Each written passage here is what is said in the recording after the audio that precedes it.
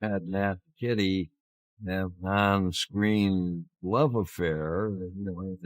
20 years of the same badge, the same dusty street, the same quiet eyes staring down whatever came through the saloon doors, and American television audiences never once looked away.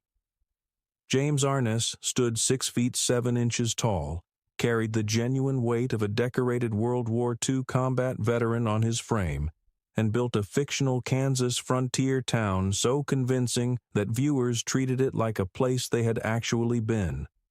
What held them through 20 years wasn't gunfights or the weekly parade of outlaws. The pull came from two people on opposite sides of a saloon bar who never quite said what they meant to each other. And what almost nobody outside the production knew was that those two people could barely tolerate sharing a set. The whole thing started through a radio speaker, not a television screen. CBS launched Gunsmoke as a radio drama in 1952, with William Conrad voicing Marshal Matt Dillon in a performance built entirely on sound, his delivery gravelly, deliberate, carrying the kind of authority that made listeners adjust their posture without knowing why. Conrad's voice fit the role the way a worn leather holster fits a particular pistol, and the radio version drew audiences across America who responded to its refusal to clean up the West into something comfortable. That radio series didn't merely inspire the television adaptation. It established the emotional DNA that the show would carry into millions of living rooms when CBS made the move to the small screen 3 years later. When the network decided to bring Gunsmoke to television in 1955, finding the right face created a genuine problem. Conrad had owned the voice of Matt Dillon for 3 years, but producers felt his physical appearance didn't match the towering lawman that listeners had assembled in their heads. The search moved through Hollywood's biggest names before landing, briefly, on John Wayne, who understood exactly what the show could become, and still said no. A television drama's production schedule would have consumed the film career Wayne had spent decades building. But Wayne didn't decline and disappear.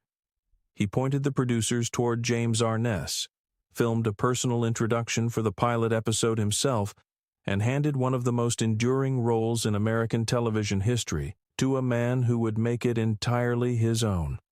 Arness had not been invented by casting departments. Drafted into the United States Army in 1943 at 19 years old, he served with the 3rd Infantry Division in World War II and landed at Anzio, Italy, as part of one of that war's most punishing campaigns. 10 days into the Allied invasion, German machine gun fire tore through him, costing him part of his foot, damaging his knees and legs in ways that no amount of medical attention would fully reverse, and sending him into hospitals for months of recovery that carried their own psychological weight. The Bronze Star and the Purple Heart came afterward as formal acknowledgments of what he had survived. When Arness eventually moved into acting, something came through his performances that trained performers rarely produce: the specific stillness of a man who had genuinely faced catastrophic circumstances and kept functioning anyway. Viewers who watched Matt Dillon sensed that quality without being able to name it, and it was the foundation of everything Gunsmoke built around him. Those war injuries traveled with Arness through every season of the show's run, never healing and never staying quiet. Chronic pain in his legs and feet grew worse as the years accumulated, and the physical demands of a Western drama extracted a daily cost that most viewers never suspected. The production team worked carefully around his limitations, scheduling scenes requiring significant physical movement early in the morning before the pain climbed to its daily peak. As the series moved into its final decade, those accommodations expanded further, with his scenes blocked into specific windows of each shooting day to allow recovery time. None of it appeared on screen.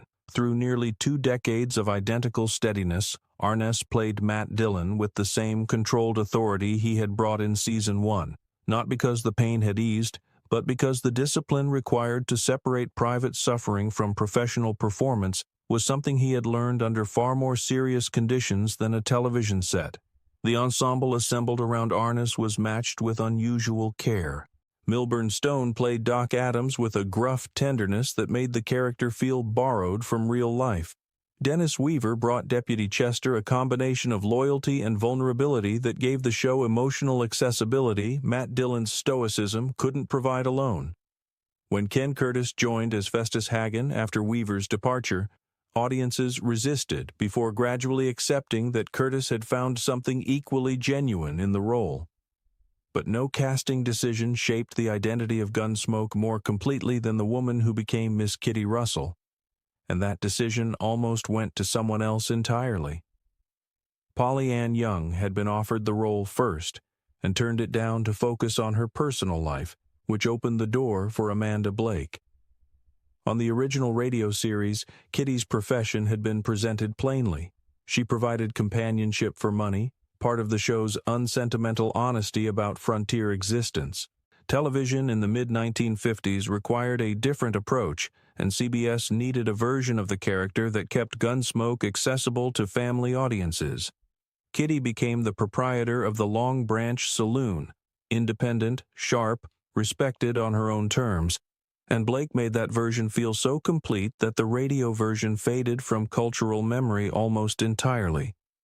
Her Kitty carried warmth that never softened into weakness, wit that never hardened into cruelty, and a loyalty to Dillon that sustained 19 seasons of what audiences called the greatest unresolved television romance they had ever watched. Writers protected that romantic tension carefully. Matt and Kitty exchanged glances loaded with everything they never said, and the restraint of those moments carried more emotional charge than any confession scene could have produced. The relationship was never resolved, never fully explained, never allowed to become something as ordinary as a declaration of love. Fan theories about what Matt and Kitty truly meant to each other ran for decades after the final episode aired, which is what happens when storytellers understand that a question left open creates more investment than any answer ever could. And here's the thing that makes the whole story considerably more complicated. The two people who produced that compelling pull could barely stand to be in the same room when the cameras stopped. Production staff who worked on Gunsmoke across its 2 decades described the working relationship between Arness and Blake as one of the most persistently strained in the show's history.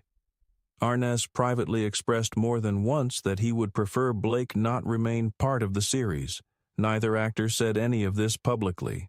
The audience watching that slow-burn romance had no reason to suspect that the performers creating it were working through serious personal antipathy every time they stepped in front of a lens.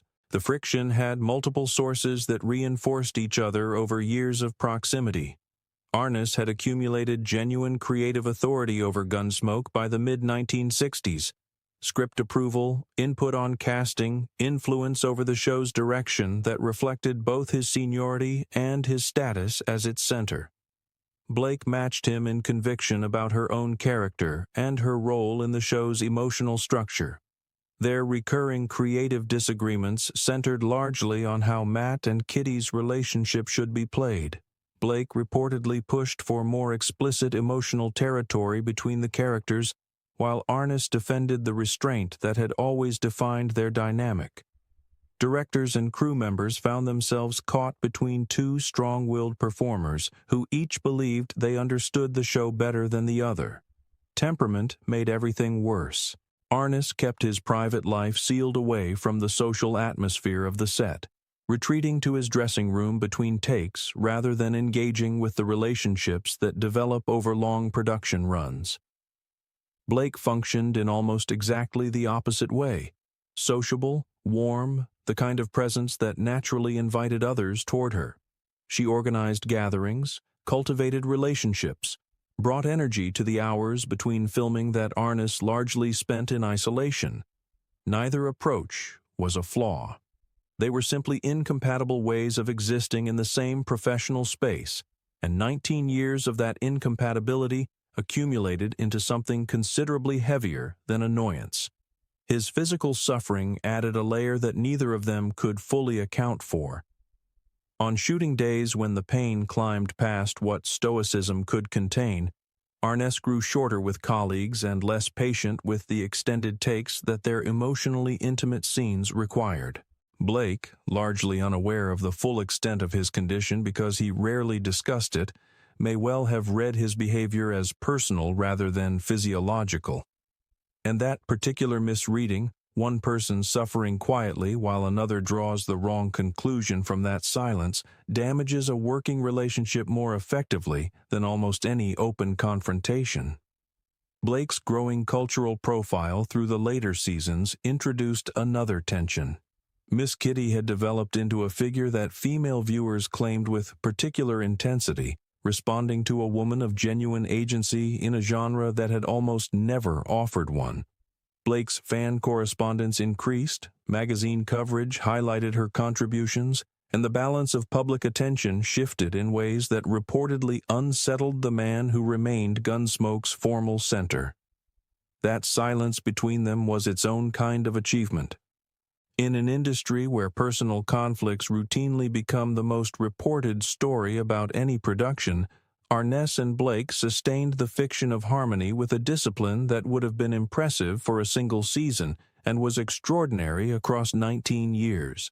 Every loaded exchange between Matt and Kitty, every scene where the two characters communicated whole conversations through a single look, all of it came from two performers working through genuine personal antipathy every time the camera required them to be close.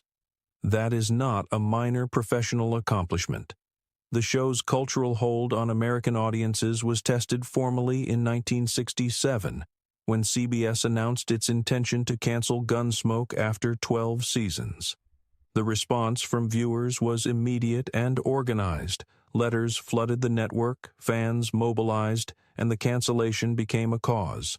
The story that passed into television legend involves CBS chairman William Paley's wife, a devoted viewer, persuading her husband to reconsider.